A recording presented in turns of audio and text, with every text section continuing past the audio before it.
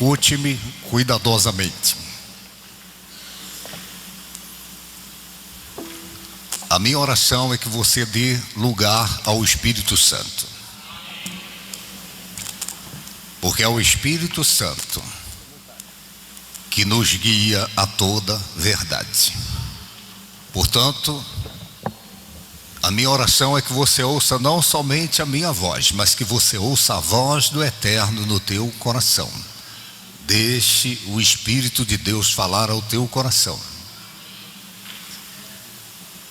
Eu nunca vou me esquecer, eu era criança. Eu louvo o Eterno porque eu comecei bem cedo na presença dEle. Eu deveria ter uns 5 anos de idade. E frequentando a escola bíblica dominical.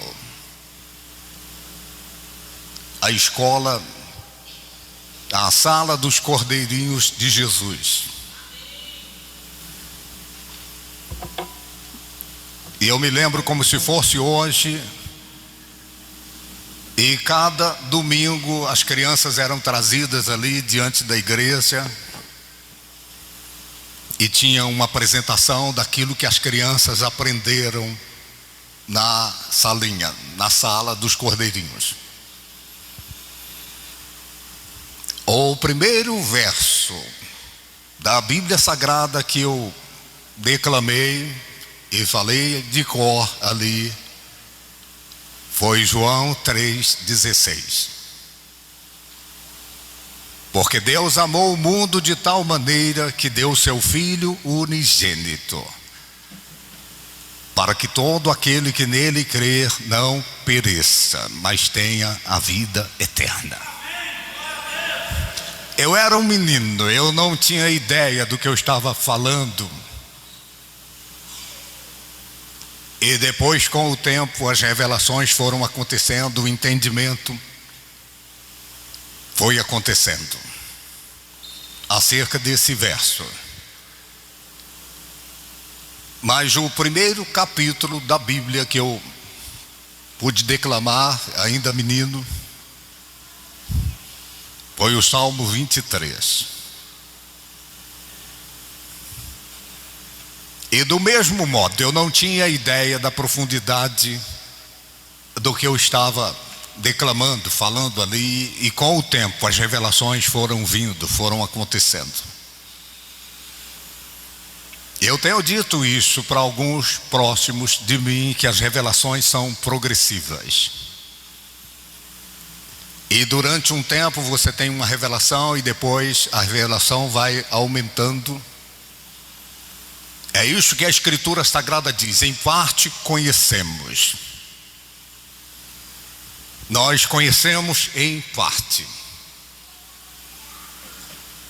E as partes vão vindo, vão acontecendo. Abra sua Bíblia no Salmo 23, por favor.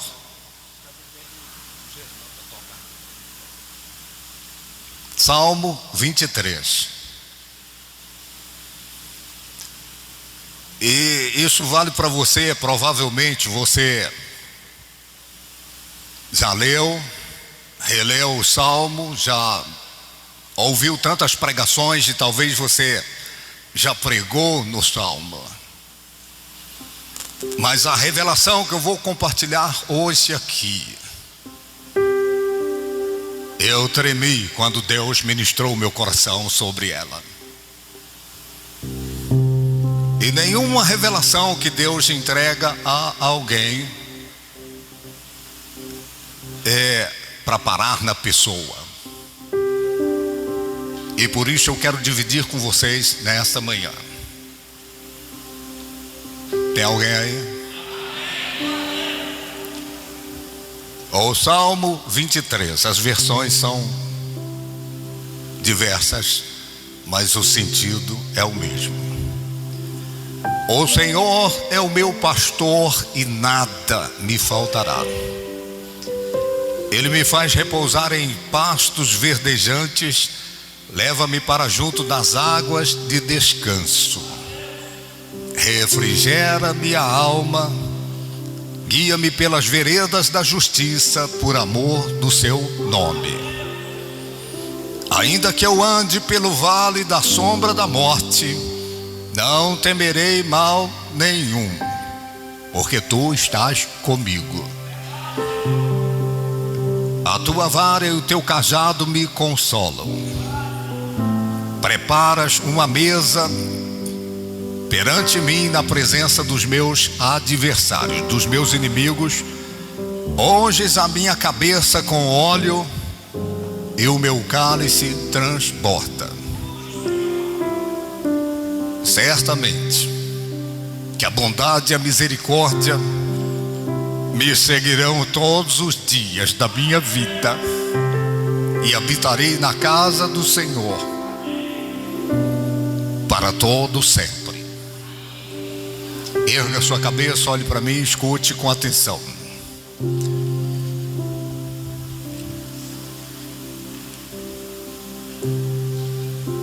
Deus é especialista em trabalhar propósitos. Eu vou traduzir para você essa expressão propósito. Destino. Deus trabalha com destinos. E Deus, para que o destino tenha a possibilidade de se cumprir na vida de uma pessoa, o propósito tem a possibilidade de acontecer na vida de alguém, Ele é capaz de ir até as últimas consequências. Eu vou explicar isso a você. O que for preciso Deus fazer na vida de uma pessoa, nas mais variadas áreas da vida da pessoa, para que a pessoa dê resposta positiva a Ele, em relação ao propósito, em relação ao destino que Ele quer levar a pessoa, Ele fará. Qualquer coisa, está me ouvindo? Então significa que de repente você possa vivenciar situações indesejadas na sua vida e pensar que é o diabo, ou até mesmo pode ser o diabo, Deus permitindo o diabo. Mas no conjunto da ópera, Deus está trabalhando o propósito para te levar ao destino. Está compreendendo? E o Salmo 23, Deus me revelou isso desde o seu início, passo a passo, Deus levando ao destino, ao propósito. Meu Deus, passo a passo. Cada expressão nesse salmo significa o que é necessário acontecer para que a pessoa chegue ao destino, para que a pessoa chegue ao propósito. E qual é o propósito? Isso vale para mim, isso vale para você, isso vale para qualquer pessoa nesse mundo. É que nós venhamos habitar na casa do Senhor, habitar no reino dele para todo sempre. Então Deus trabalha com o propósito. Eu vou abrir um parênteses aqui para você entender isso. É como o casamento. O que é o casamento? O casamento foi idealizado por Deus com um propósito, um destino. E muitas coisas podem acontecer durante o casamento, o relacionamento, e a pessoa perder o propósito, o destino, o ideal que Deus estabeleceu para o casamento. Qual é esse ideal? Até que a morte os separe. Eu repito, muitas coisas poderão acontecer no relacionamento, no casamento, e que pode levar a pessoa a sair do propósito, a perder o destino, aquilo que está proposto por Deus. Mas o fato é que em relação à minha vida, à sua vida como um todo, Deus tem um destino, Deus tem um propósito para mim e para você. E o destino e o propósito é o reino, a casa dele, para todo o sempre, a eternidade com ele. Está me ouvindo? Eu vou tentar compartilhar com você o passo a passo aqui, para você entender o que eu quero mencionar nesse tema. Ocupe o seu lugar na mesa. O seu lugar na mesa não é o destino, é um meio para você chegar ao destino. O seu lugar na mesa não é o propósito final, é um meio para você chegar ao final. Está me ouvindo? E antes de começar, eu pedi que fosse montado aqui a mesa. Tem algumas cadeiras em volta da mesa. Qual é o seu lugar na mesa? Qual é o lugar de autoridade que Deus preparou para você estar na mesa? Se eu pedir para você vir aqui e ocupar o lugar que você imagina, que você interpreta que é o lugar de maior autoridade nessa mesa, qual lugar você ocuparia na mesa? Essa é uma pergunta. E muitos de vocês que estão aqui, vocês já ouviram a expressão: quem senta na ponta, paga a conta. Fazendo alusão que quem senta na ponta da mesa no restaurante, que tem muitas pessoas na mesa ali, essa pessoa é a que tem o cacife, a autoridade financeira para bancar. E tem gente que tem medo de sentar na ponta. Não, eu não vou sentar na ponta porque eu estou sem dinheiro. Mas em se tratando da espiritualidade, da vida cristã, em se tratando da vida cristã em especial,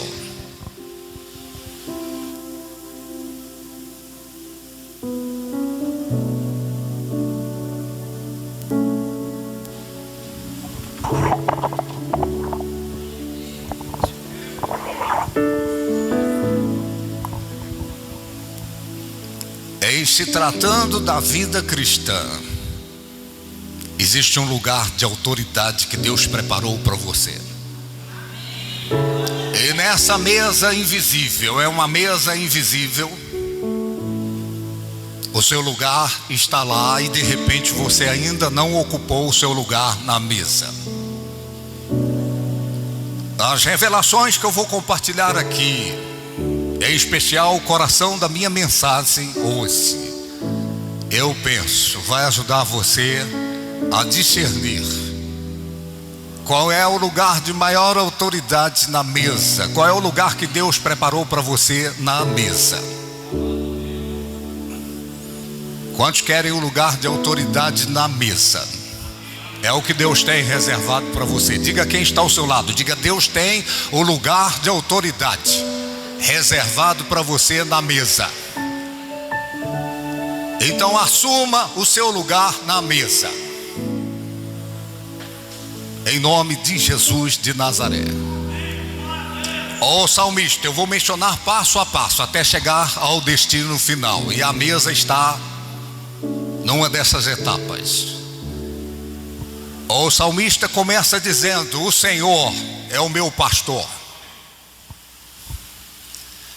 Essa expressão, o Senhor, pode se referir à pessoa de Deus. Mas em se tratando do Salmo 23, em se tratando da primeira etapa da trajetória até o destino, até o que Deus tem proposto. O Senhor é o meu pastor. Não se refere, não se restringe somente à pessoa de Deus, às prerrogativas que fazem com que Ele seja Deus, ou seus atributos, mas tem a ver com o senhorio de Deus na vida dele. De nada adianta Ele ser o Senhor se você não se submeter ao propósito dele, ao plano que Ele tem para a sua vida. De nada adianta você admitir que Ele é o Senhor, admitir os seus atributos, as suas prerrogativas, aquilo que faz com que Ele seja Deus, se Ele não for o Senhor da sua vida. Então isso significa que você precisa se render a Ele, você precisa se submeter a Ele, ao seu plano, ao seu propósito, à sua palavra, para que de fato Ele seja o Senhor da sua vida. Ele pode ser o Senhor lá, mas isso não vai fazer sentido para você se Ele não for o Senhor na sua vida, se você não se submeter a Ele por inteiro. E esta submissão invariavelmente passa pela confiança. Para que você se submeta a Ele, você precisa confiar nele. Eu tenho pensado muito nisso, vez após vez. A confiança em Deus é uma estrada de mão dupla. Não tem nada demais alguém confiar em Deus, porque Ele é Deus. A maravilha da confiança está em que Deus confia em nós. Eu vou dizer de novo: a maravilha da confiança está em que Deus confia em nós. Eu repito, não tem nada demais eu confiar nele. Eu tenho mais de 1000 razões para confiar nele. Agora, qual razão ele tem para confiar em mim, para confiar em você? Então o problema da confiança não está de lá para cá. Ele confia em mim. O problema é daqui para lá. A gente vacila na confiança. A gente titubeia na confiança. E essa relação Senhor e servo, pastor e ovelha, é o que diz o Salmo 23, é o pastor. É uma relação de confiança. A ovelha confia no pastor. O cristão tem que confiar plenamente no supremo pastor, se render a ele por inteiro. Então o salmista menciona isso. Ele diz: o Senhor é o meu pastor e nada me faltará. Eu já disse isso outras vezes, eu vou repetir. A matéria-prima do ferreiro é o ferro, a matéria-prima do marceneiro é a madeira, e a matéria-prima de Deus é o nada. É o nada. O ferreiro precisa do ferro, o marceneiro precisa da madeira para fazer a obra, e Deus não precisa de nada. O nada é matéria-prima que Deus usa para fazer o que Ele tem que fazer. Escute, é na hora que você chega na situação do nada, esta é a hora de Deus. Está me ouvindo?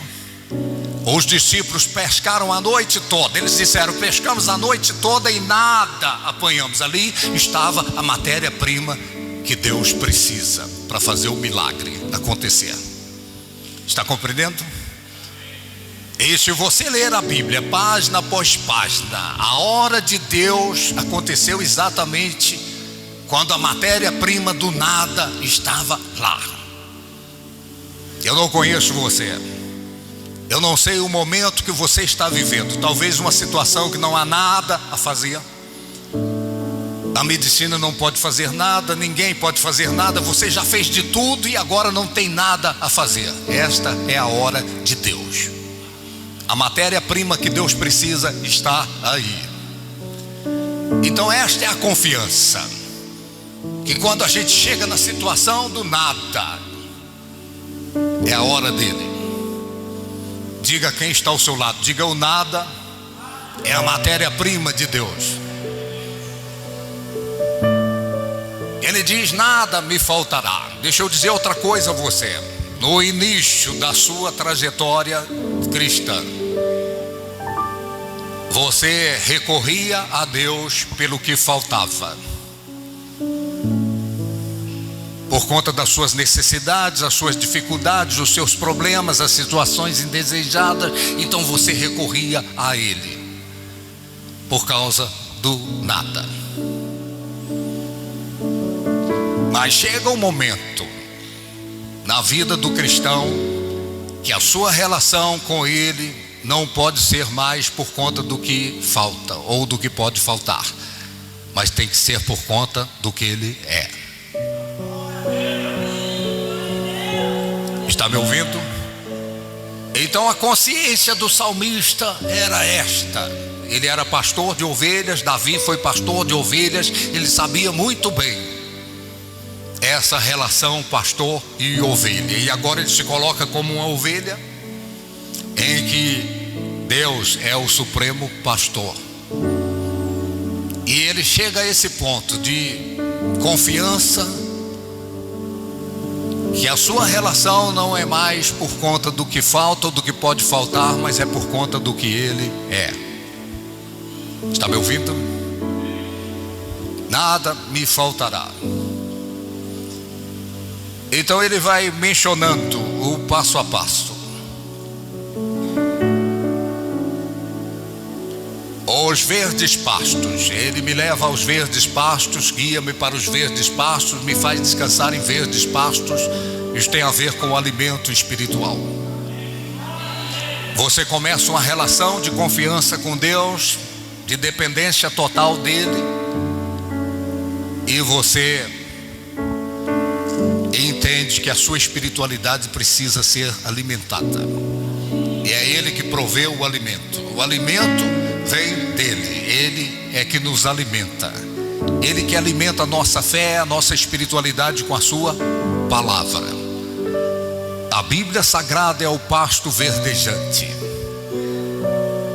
Você pode dizer amém por isso?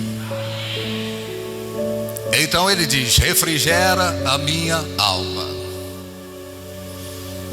O problema da maioria de nós é a alma. A alma. O que significa a alma? A alma é a sede da mente, é a sede das emoções, é a sede dos sentimentos.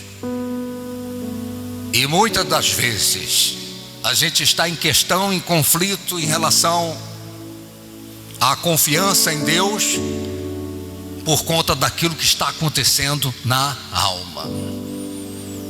Então a confiança do salmista é tal que ele tem estabilidade na alma. Está me ouvindo? Estabilidade na sua alma. A alma não prejudica essa relação de confiança que ele tem em Deus.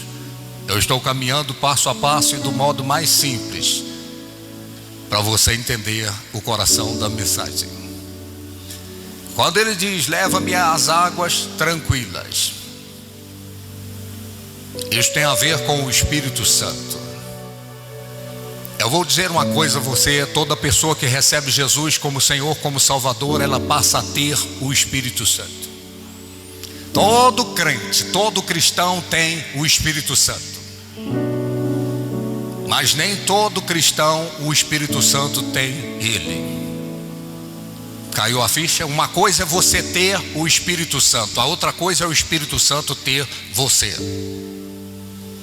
E esse é o segredo para que o destino aconteça, o propósito aconteça. De repente você tomou a decisão por Cristo, você tem o Espírito Santo, mas o Espírito Santo ainda não tem você. Ou o Espírito Santo ainda não assumiu o controle da sua vida. Então esse passo a passo vai acontecendo no Salmo. A estabilidade emocional, o Espírito Santo assumindo o controle, porque de fato a alma faz sabotagem em relação ao propósito de Deus, ao plano, ao projeto que Ele tem para a vida da gente. Nem tudo é o diabo. Eu vou dizer uma coisa a você: no juízo final, de nada vai adiantar você dizer foi o diabo. Quando Deus te chamar e te confrontar, o diabo não será justificativa para nenhum de nós.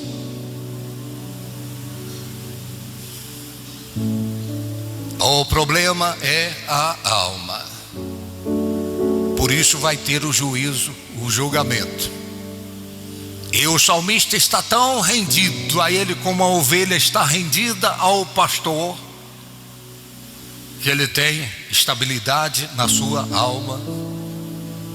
E ele confia que as águas vão trazer o descanso. O Espírito Santo é que traz o descanso, a confiança plena no plano do eterno, no propósito do eterno para a vida da gente.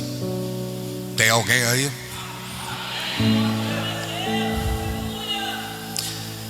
Então ele diz: guia-me pelas veredas da justiça, por amor do seu nome.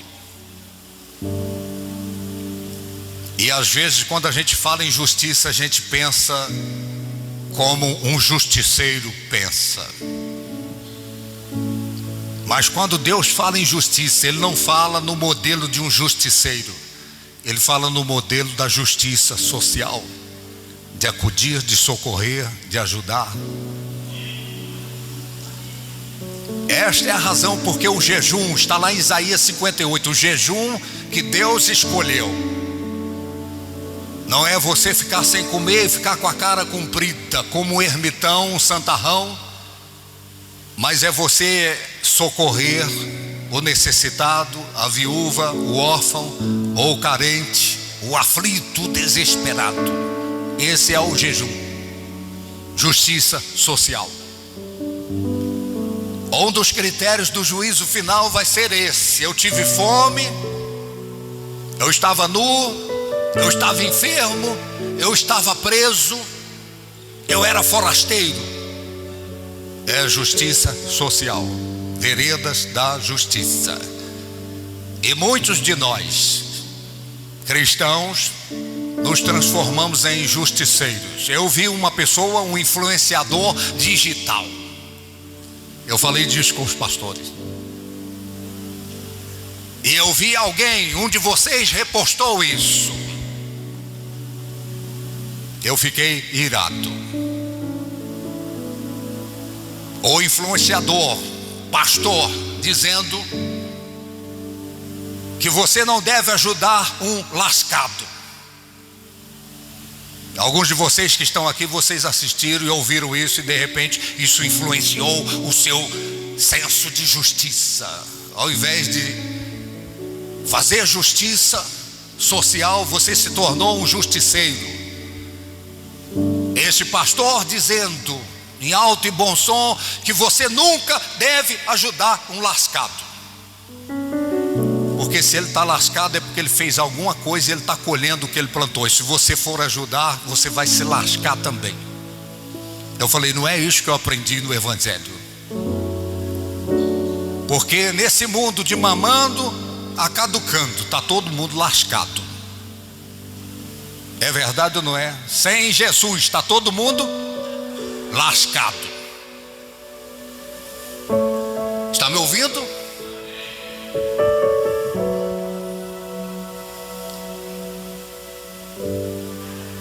E você aponta o dedo para o lascado e tem 3 dedos apontando para você. Você está tão ou mais lascado do que ele, só que você não imagina. 2 homens subiram ao templo para orar, e o fariseu e o publicano. O fariseu era o religioso, é aquele que na concepção dele ele estava bem com Deus, e ele orava de si para si. Ele nem orava para Deus, era de si para si.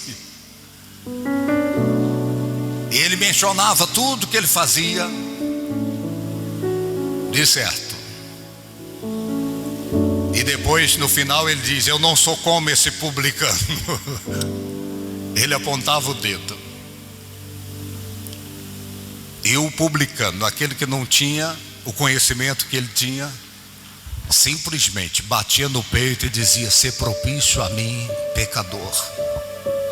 Jesus disse que esse saiu justificado, aquele não. Aquele estava mais lascado do que esse aqui. Estão compreendendo o que eu estou falando? Justiça social, veredas da justiça. Eu e a bispa, nós conversamos ontem, nós visitamos uma pessoa,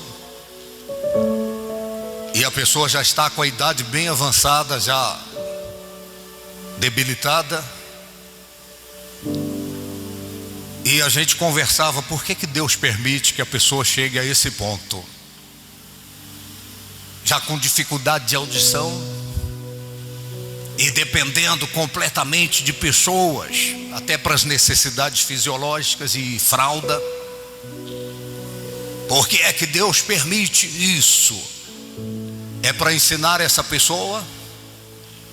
É para dar oportunidade para quem está à volta fazer a justiça social, ser mão amiga, ombro amigo, ajudar, acudir, socorrer, ser humano no modelo que Deus quer que nós sejamos.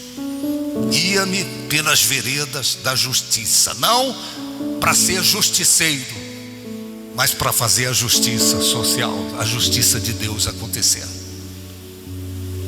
Está me ouvindo? A outra coisa que o salmista diz: ainda que eu ande pelo vale da sombra da morte. Esse salmo tem a ver também com o Cordeiro de Deus que tira o pecado do mundo, que é Jesus Cristo. Ele vai passando por etapas, e ele passa pelo vale da sombra da morte. E de fato ele morreu. O Cordeiro de Deus morreu. Aqui o salmista está dizendo: ainda que eu ande pelo vale da sombra da morte, eu não temeria mal algum, nenhum, porque tu estás comigo. E foi com essa consciência que Jesus Cristo foi para a cruz, cumprindo o propósito para chegar ao destino. Ele morreu de fato, e cada um de nós precisa morrer de fato. Eu não estou falando da morte biológica, eu estou falando de morrer para si mesmo, morrer para o seu ego, morrer para os seus planos, seus projetos pessoais, e viver os planos de Deus, o propósito de Deus.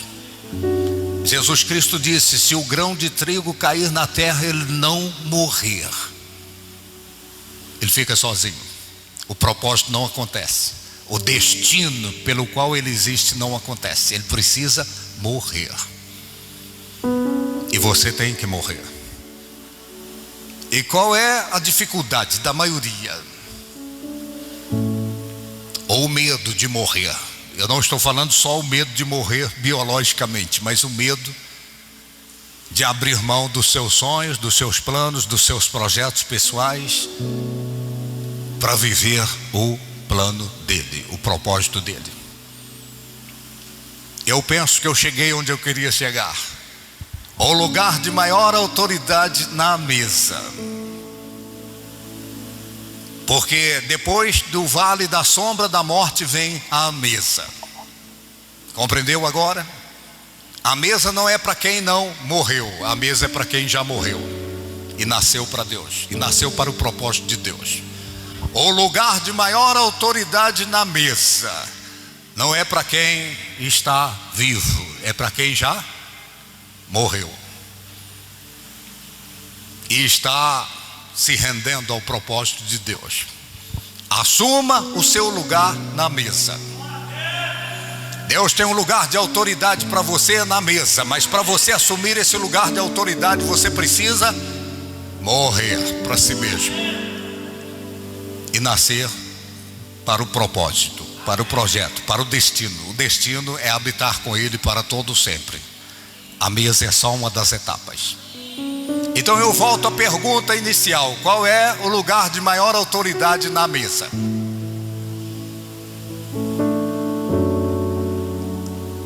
Se eu pedisse que você subisse aqui e ocupasse o lugar de maior autoridade na mesa, qual lugar você ocuparia?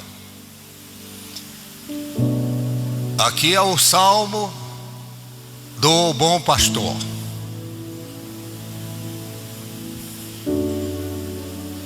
Meu Deus, qual lugar?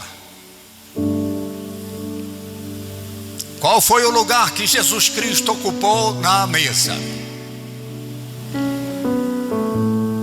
Ele é o Cordeiro de Deus. Aqui é o relacionamento entre o pastor e o Cordeiro.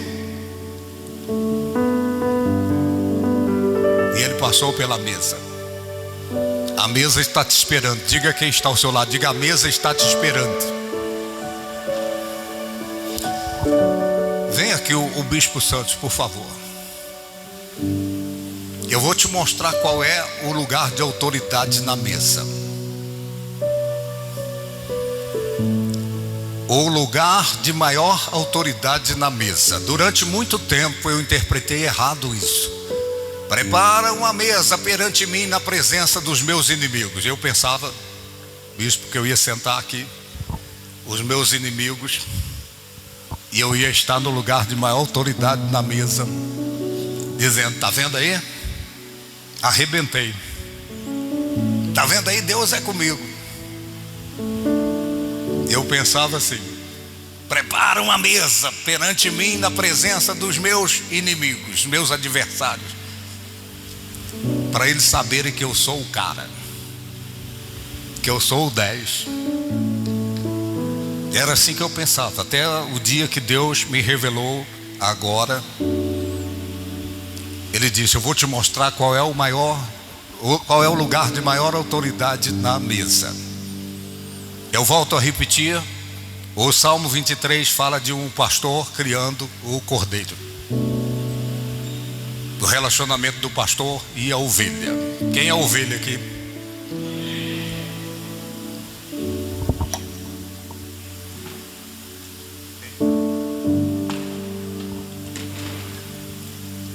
O lugar de maior autoridade na mesa.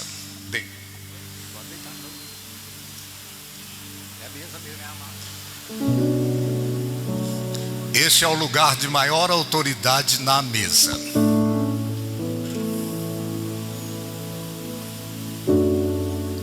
Não caiu a ficha ainda. Por que é que um pastor cria um cordeiro? É para ele sentar na mesa e comer? Ou é para ele ser a comida? É para ele ser o sacrifício. Caiu a ficha? Tem alguém aí? Então eu vou perguntar de novo: qual é o lugar de maior autoridade na mesa? É na cabeceira da mesa? Onde é que é o lugar de maior autoridade que Deus preparou para você estar? Na presença dos seus inimigos. Você é o jantar. Você é a refeição. Meu Deus, eu tremi da cabeça aos pés. Eu falei: meu Deus, não pode ser. O lugar de maior autoridade na mesa. Ele disse: o pastor cria uma ovelha. Não é para sentar na mesa, é para é para ser a comida. Está lembrado que Jesus Cristo disse: quem não comer a minha carne e não beber o meu sangue não tem parte comigo? Então qual o lugar que Jesus ficou na mesa? No lugar de maior autoridade. Ele é o Cordeiro de Deus que tira o pecado do mundo. O Cordeiro de Deus que tira o pecado do mundo. O pastor cria a ovelha, ela passa por o pasto, a água tranquila, está engordando a ovelha para colocar ela no lugar de maior autoridade que existe em cima da mesa. O que significa isso? Pode ficar aí, vai dormir. O que significa isso? Em todo relacionamento, nas relações interpessoais, tem uma mesa invisível. Marido e mulher tem uma mesa invisível. Irmão, irmã, pastor, obreiro e obreira tem uma mesa invisível. E a gente confunde o lugar de autoridade nessa mesa invisível. O lugar de autoridade é você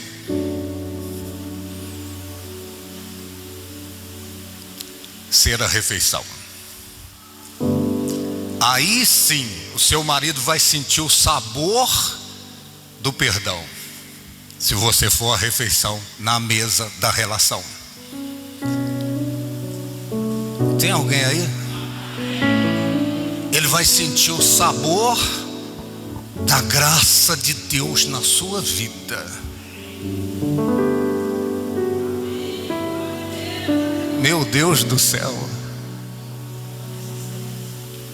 Como é que você vai sentir? Como é que as pessoas vão sentir o sabor de servir a Deus se você não for a refeição? Por isso que Jesus disse: quem não comer a minha carne, não beber o meu sangue, tem nada a ver comigo. Então ele falou: eu sou a refeição. Vocês querem sentir o sabor de Deus, o sabor da graça de Deus, o sabor de servir a Deus? Eu sou a refeição, eu sou o Cordeiro. Estão compreendendo isso? Quando Jesus Cristo veio, a grande questão de Deus não é somente salvar indivíduos, é salvar relacionamentos. Eu vou dizer de novo: a grande questão de Deus não é salvar indivíduos, é salvar relacionamentos. O filho pródigo saiu de casa, os relacionamentos ficaram quebrados ali, ele volta. É o símbolo do pecador que está voltando. Agora ele tem um problema com o irmão dele, o irmão mais velho. O irmão chegou do campo e não queria entrar, tinha um conflito ali. E o pai, que representa Deus, foi salvar a relação, o relacionamento. E o pai foi para a mesa. Meu filho, tudo que eu tenho é seu. O senhor nunca me deu um cabrito para mim me alegrar. Meu filho, tudo que eu tenho é seu. O pai foi para a mesa. Então o seu casamento não será salvo, os relacionamentos não serão salvos. Eu coloco isso de uma outra maneira. Entre toda encrenca, pode ser marido e mulher, pai e filho, amigo e amigo, patrão e... entre toda encrenca tem um calvário. Tinha uma encrenca entre Deus e nós. E o mais espiritual é que tem que ir para o calvário. Deus é o mais espiritual entre nós e Ele. Ele é o mais espiritual. O que Ele fez? Ele veio para o calvário. Ele foi para a mesa. Ele pagou o preço para salvar a relação. Caiu a ficha? Então, entre você e o seu marido ou a sua esposa, a encrenca que está lá, quem é mais espiritual? Eu vejo um empinando o nariz: ah, mas eu sou de oração, eu sou de busca, e ela não é. Ah, porque eu sou do reteté. Quem é mais espiritual vai para a mesa.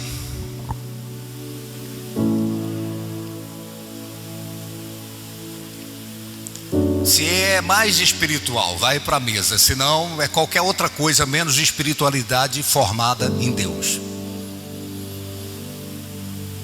Então, qual é o lugar de maior autoridade na mesa? Em volta? Na cabeceira da mesa? Ou sobre a mesa? Mesa fala de relacionamentos. Mesa fala de relacionamentos. Ocupe o seu lugar na mesa. O que está pegando? Eu vejo pessoas dizendo: eu vou sair da igreja, eu vou para outra, porque teve um atrito. A mesa está lá, alguém tem que ir para a mesa.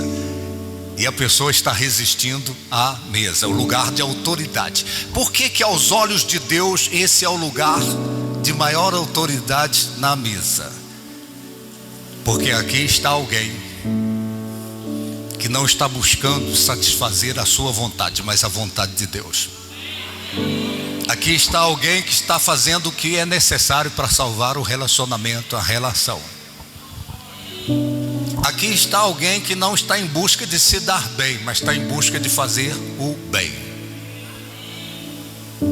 As pessoas só vão sentir o sabor do bem, que é Deus, se você for para o lugar de autoridade na mesa. Por que esse é o lugar de autoridade? Porque é alguém que se venceu para poder vencer uma discussão, para vencer uma encrenca, para vencer um impasse. Tem alguém aí? Está me ouvindo? Qual é o problema dos cristãos hoje? Todos querem devorar vivo os outros. Estão uns aos outros querendo devorar. Quando o que Deus quer, a trajetória do Salmo 23, é que você ocupe o seu lugar na mesa. Que você se renda ao propósito, ao projeto do eterno para a sua vida. Que você não busque se dar bem, mas que você busque ser o bem. Que as pessoas sintam o sabor do bem com você na mesa. Que as pessoas sintam o sabor do amor de Deus com você no lugar de autoridade da mesa. Que eles sintam o sabor da solidariedade, da vingança com amor. É isso que a Bíblia diz. Se o seu inimigo tiver fome, o que você faz? Mata ele de comer, mata ele na unha. Agora vai ver. É assim que diz? Se o seu inimigo tiver fome, vai para a mesa.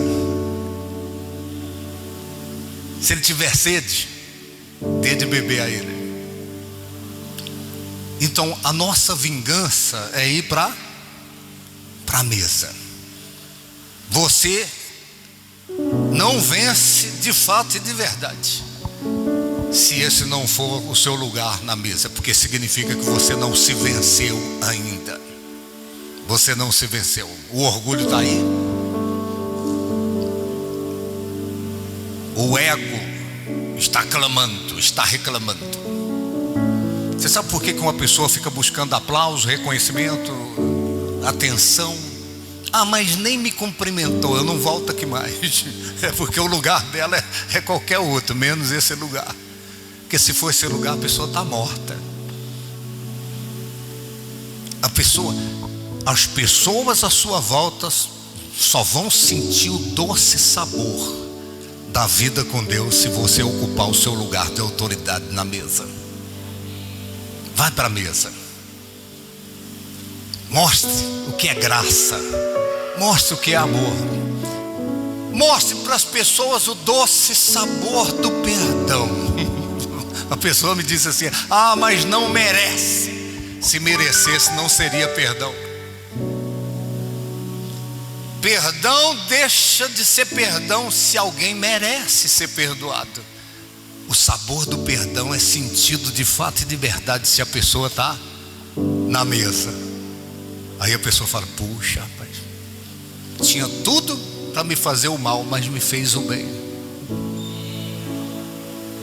Eu vou terminar dizendo a vez que eu preguei aqui que sem a santificação ninguém verá a Deus. Está lembrado? não significa que você vai ver Deus, significa que as pessoas vão ver Deus em você. Tem gente que está se consagrando ao extremo. Amém, se consagre o que você puder, porque você está querendo ver Deus, mas Deus está de lá olhando e querendo que as pessoas vejam Deus em você. Não é você ver Deus, é as pessoas verem Deus em você.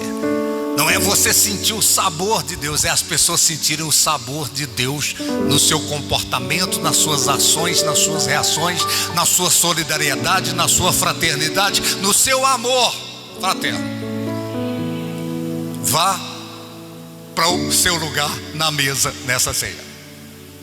Obrigado aí, bispo. Foi isso que Jesus Cristo fez.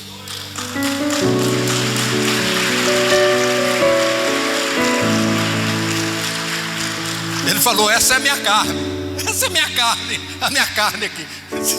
Eu estou na mesa. Esse é o meu sangue, eu estou na mesa. Pode beber aí. Eu me entreguei ao propósito, ao plano, ao projeto. E por isso ele chegou ao destino. Ele está à destra do Pai e recebeu um nome que está acima de todo nome. Deus tem um destino para você, ou um propósito. E o destino que Deus tem para a sua vida, você tem que passar pelo vale da sombra da morte. Lembra do cordeiro? O pastor cria o cordeiro para sentar em volta da mesa? Não.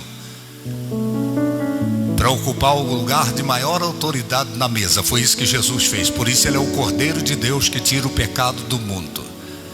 Ele diz: come a minha carne, beba o meu sangue. É nele que nós sentimos o doce sabor de servir a Deus.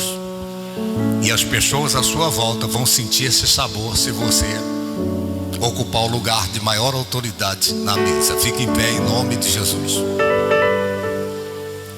Nós vamos ter a Santa Ceia. Eu espero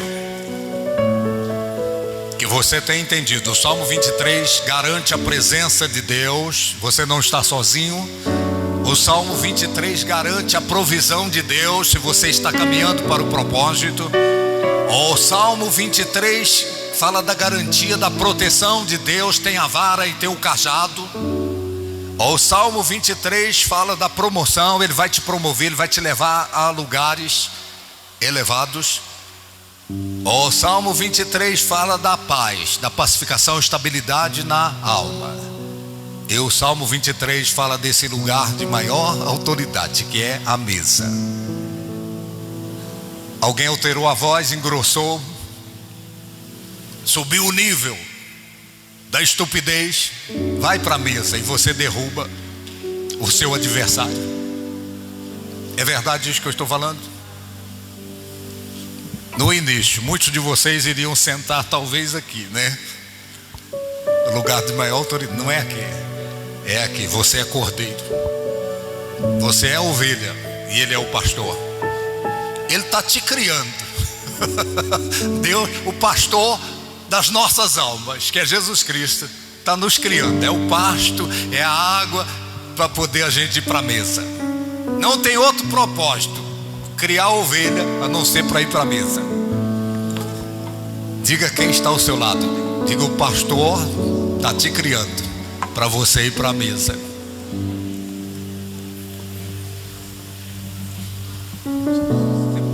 Dá para sair aquela?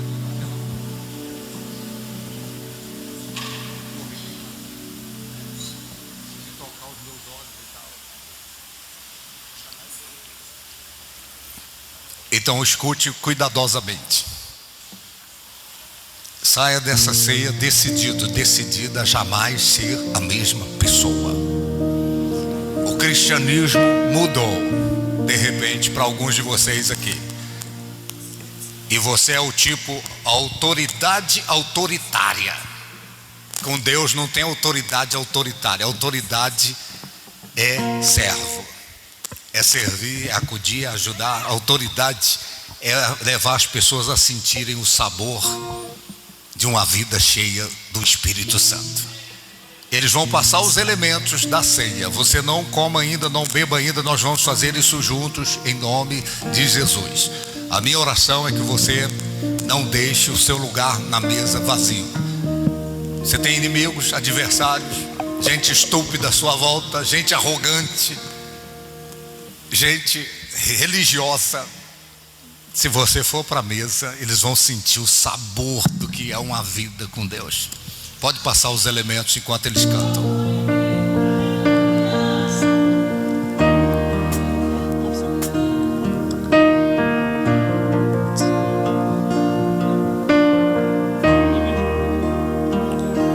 Se o Senhor tocar meus olhos, eu verei a tua face. Se o Senhor tocar meus lábios, eu serei purificado. Se o Senhor tocar meus pés, eles correrão para ti.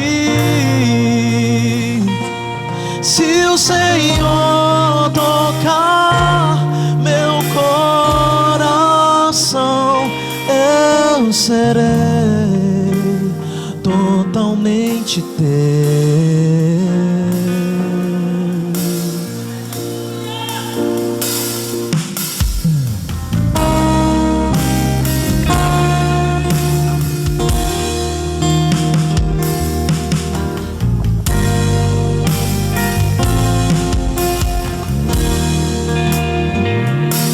Se o Senhor tocar meus olhos, eu verei a tua face. Se o Senhor tocar meus lábios, eu serei purificado. Se o Senhor tocar meus pés, eles correrão para ti.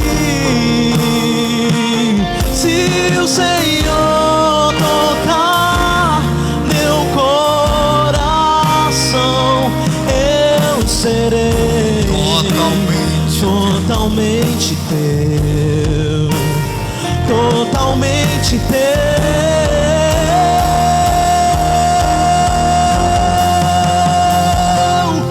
Eu jamais serei o mesmo. Eu jamais serei o mesmo. Eu jamais serei o mesmo. Quando teu amor tocar em mim, eu jamais serei o mesmo. Eu jamais serei o mesmo. Eu jamais serei o mesmo.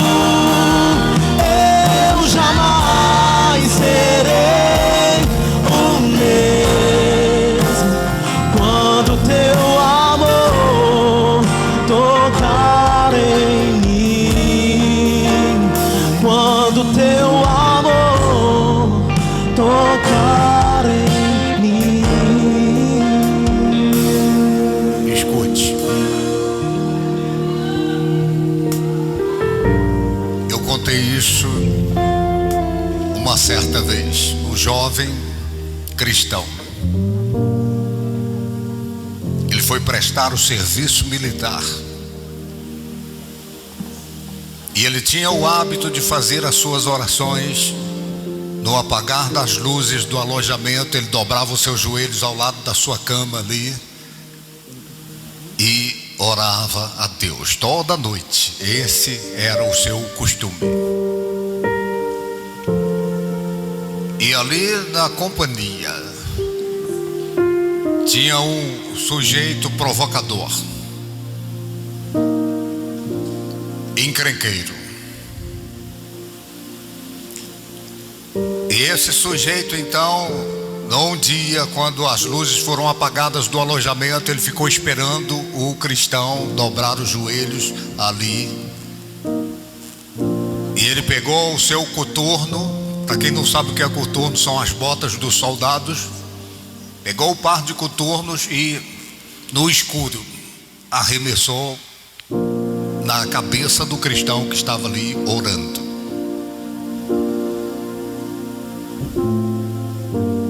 E todo mundo foi dormir.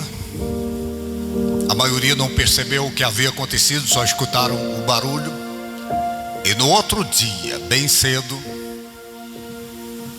o cristão pegou o par de coturnos do irado, do estúpido, e engraxou, deu lustro, deixou brilhando e levou para ele lá bem cedo. Falou: aqui está o seu coturno. O estúpido ficou em questão. Ele falou: poxa, quem é você? Porque todo mundo briga. Quando eu provoco, todo mundo vem contra mim. E você engraxou o meu coturno e trouxe aqui. Ele sentiu ali o sabor de uma vida que serve a Deus de fato e de verdade. Porque o cristão ocupou o lugar de maior autoridade na mesa da relação. Estão compreendendo o que eu estou falando? É disso que eu estou falando. Lá na sua casa, seus relacionamentos em casa têm relacionamentos difíceis. Tem uma mesa entre vocês e de repente você está à volta da mesa e bradando, e você quer se sobrepor. Aos olhos de Deus, você vai se sobrepor quando você ocupar o seu lugar na mesa. O lugar do cristão na mesa não é em volta da mesa, é ser a refeição, para as pessoas sentirem o sabor de uma vida que serve a Deus. Uma vida que exala o bom perfume de Cristo, que exala a graça de Deus.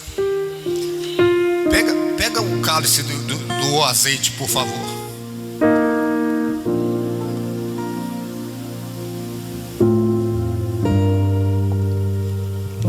Aí o salmista diz: unge a minha cabeça com óleo. Você já comeu uma comida boa que você pega o azeite e dá uma untada nela assim? Tá tudo ali no salmo. O cordeiro está lá, e aí ele fala: eu sou o cordeiro, agora derrama o azeite na minha cabeça. Sabe por quê? Porque a cabeça, de repente, ela tem um entendimento diferente daquilo que deve ser. E a cabeça tem que estar ungida. Eu falei isso com os pastores na reunião de pastores. O problema não é falta de revelação. O problema é que os entendimentos são variados. E se o Espírito Santo não ungir a cabeça ou o entendimento, você nunca vai ter coragem de se render ao propósito para chegar ao destino. Você só chegará ao destino se você se render ao propósito. E o Espírito Santo é Ele que unge a nossa cabeça. Completou o que faltou para os pastores lá. O salmista disse: unge a minha cabeça. Ele é o cordeiro que está na mesa, já está pronto para ser, para as pessoas sentirem o sabor do que é uma vida com Deus. Só que a cabeça conspira contra. Eu não vou aceitar isso. Quem está pensando que eu sou? Eu vou lá, eu vou dar a réplica, a tréplica. Mas quando a cabeça está ungida com óleo, você fica na mesa. Você é a refeição. Está me ouvindo? Às vezes a minha cabeça diz: não, você não pode aceitar. Alguém chega e fala: vai lá. Aí eu falo: o Espírito Santo. Aí ele unge a minha cabeça. Eu falo: não vou não. Eu vou para a mesa. Está me ouvindo? Sabe o que você está segurando aí agora?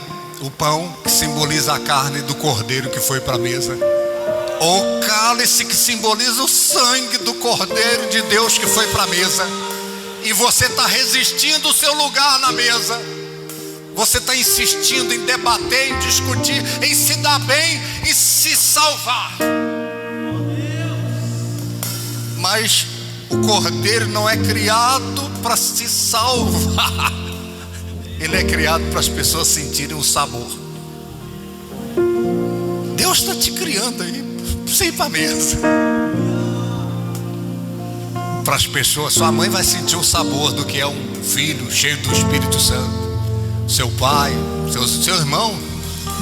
Sabe aquela pessoa estúpida lá dos seus relacionamentos? Tem uma mesa lá. Deus está esperando você ocupar o lugar de maior autoridade do cristão na mesa. É ser a refeição.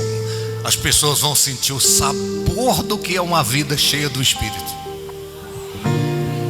Levante para o alto os elementos da ceia, por favor.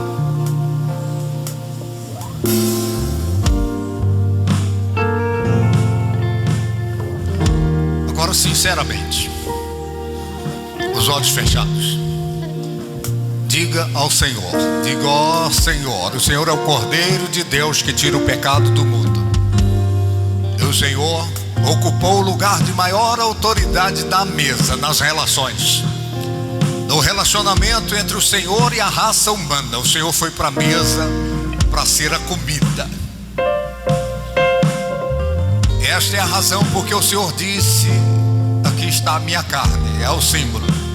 Aqui está o meu sangue, eu sou a comida. Eu sou a comida na mesa.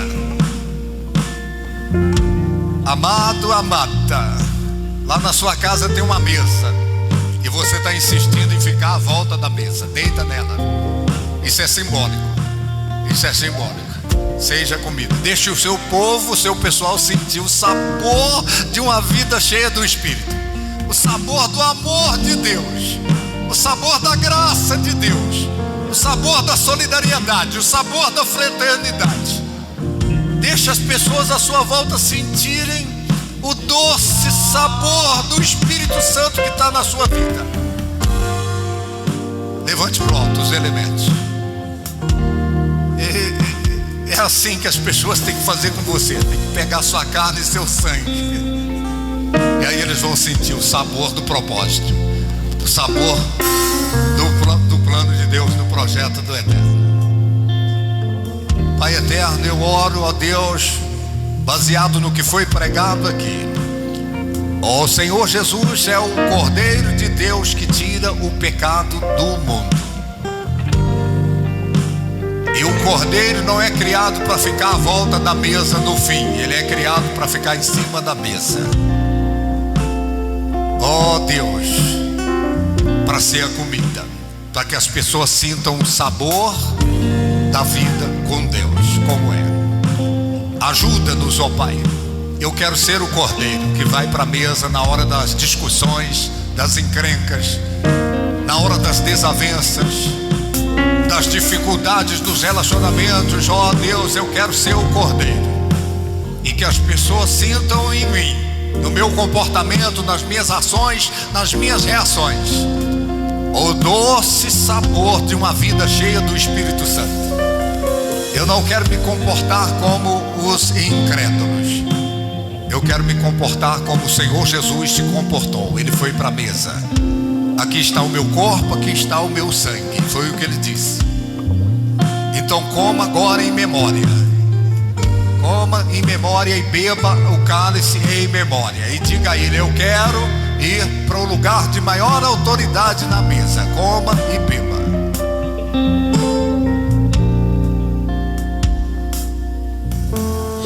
Oh